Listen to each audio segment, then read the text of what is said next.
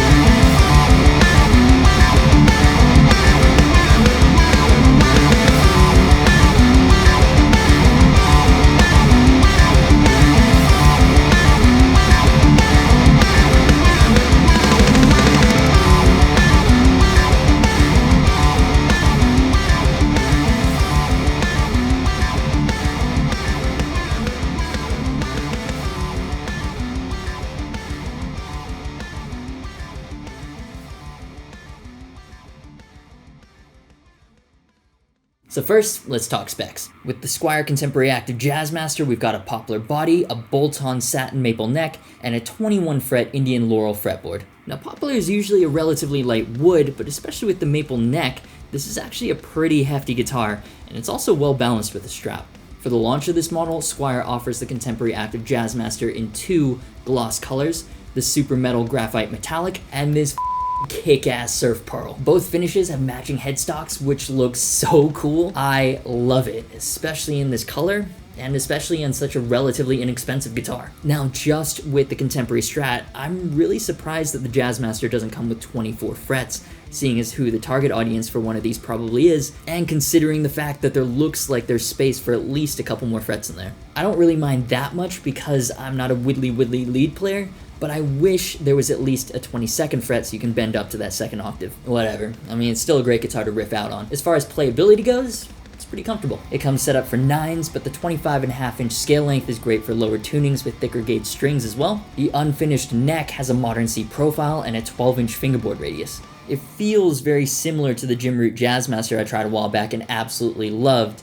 This guitar though, obviously at a quarter of the price, doesn't feel nearly as polished. The wood of the neck in particular feels a lot more raw. There's no binding on the neck, but a pleasant surprise is that it's actually been kind of rounded on the edges and there are no sharp fret ends, so your hand doesn't get caught on anything sliding up or down the neck. Disappointingly, the fretwork on this one was really unimpressive. One, they could have been polished much better. Bending in certain places feels a little scratchy. And two, they're not really level, most noticeably on the very first fret. It's so high on the low E, assuming you're in standard tuning, that even if you're fretting the G, the fret will push way into the string. You can see the effect this has had on the string where it's permanently indented, even though it's a brand new guitar. The buzz on the first fret is unbearably bad, and I don't know how it wasn't picked up in QC. It's not a devastating issue in that it can be fixed if you know what you're doing, but extra care could have definitely been put into leveling these frets. The frets are also really small, which is surprising for a guitar targeted towards modern metal players. The height is perfectly fine, but compared to the quote-unquote metal guitars I've been playing recently,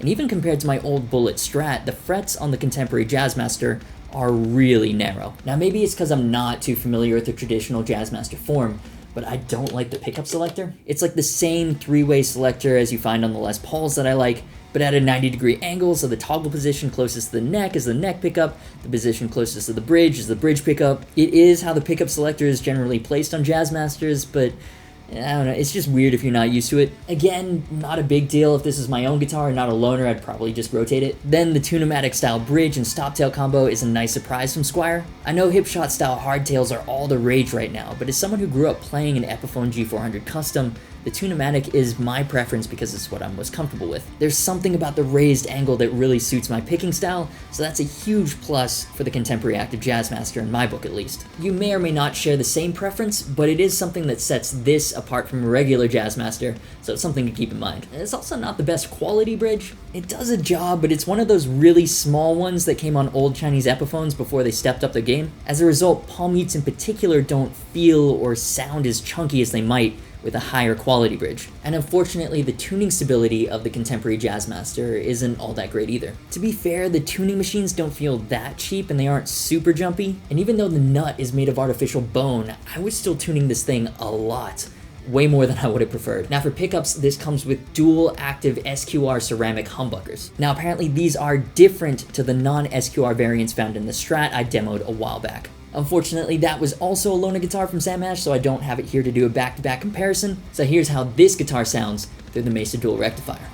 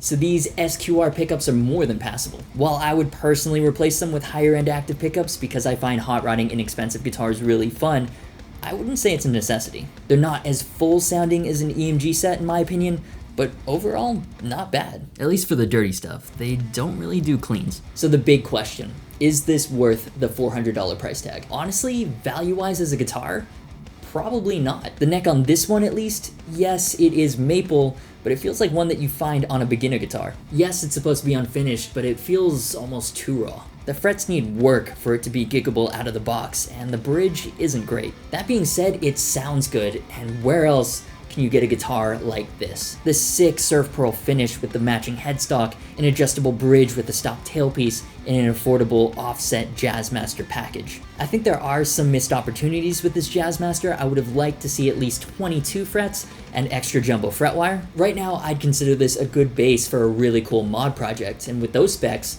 it would have been an excellent one, at least in my opinion. So yeah, spec for spec, I don't think this is the best value for money, and I was looking for a little more from Squier in the QC department, but ultimately the Contemporary Active Jazzmaster is just one of those that isn't great, but it's a ton of fun to play. And because of its unique characteristics, I have to imagine it would be an absolute blast to mod the living crap out of. So if you enjoyed this video, do me a favor and hit the like button. These are of course just my opinions and I'd love to hear yours, so leave them in the comments and be sure to subscribe if you haven't already. You can also hit the little bell for notifications so YouTube lets you know every time I upload a new video. If you want to support what I do with the honest reviews, get bonus extras, and have a shot at winning a complete upgrade package for your own guitar, check out my Patreon. Thanks to Sam Ash for making this guitar available for the video, and also to Luke for mixing everything. He's got his own YouTube channel. He's also open for business, so hit him up if you need anything mixed yourself. Links to everything are in the description, including social media, signal chain, and our Discord server, which you should definitely join. As always, thanks so much for watching. You've been awesome. This is the Squier Contemporary Active Jazzmaster, and I'll see you for the next video.